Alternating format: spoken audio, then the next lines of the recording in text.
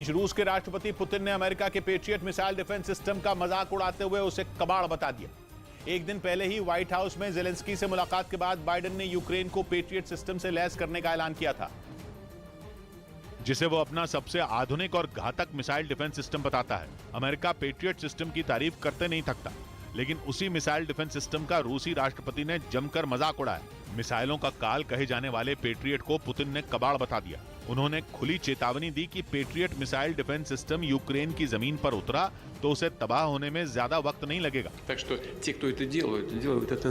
Putin ने Moscow में हुई एक प्रेस कॉन्फ्रेंस के दौरान ये दावा भी किया कि पेट्रियट सिस्टम के जंग में उतरने का रूसी सेना पर कोई असर नहीं होगा।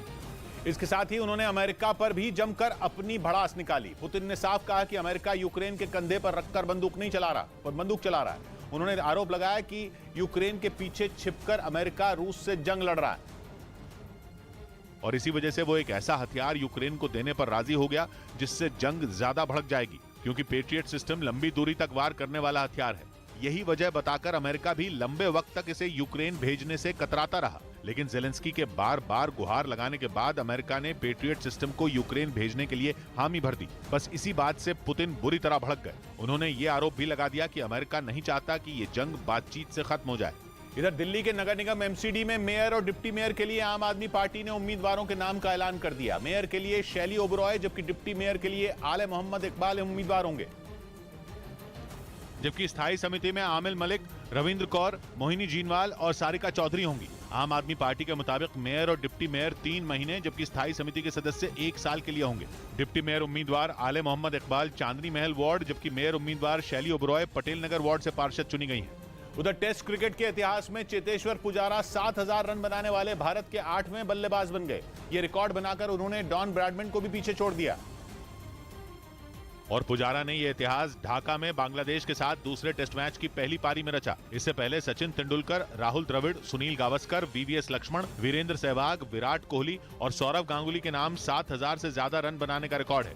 इस बीच खबर है कि भारतीय सेना इजरायल से आधुनिक तोपों की एक डील करने वाली है। इन तोपों की तैनाती चीन और पाकिस्तान की सीमा पर की जाएगी, ताकि दुश्मन देशों की हर हरकत का मुंह तोड़ जवाब दिया जा सके। बताया गया कि भारतीय सेना इजरायल से एथोस यानी autonomous towed howitzer ordnance system खरीदेगी। इजरायल का दावा है कि ये हॉवित्जर अब तक हुए टेस्ट में हर चुनौती पर खरी उतरी है। यही वजह है कि भारतीय सेना इसे खरीदकर चीन और पाकिस्तान की सीमा के पास तैनात करने की तैयारी में है।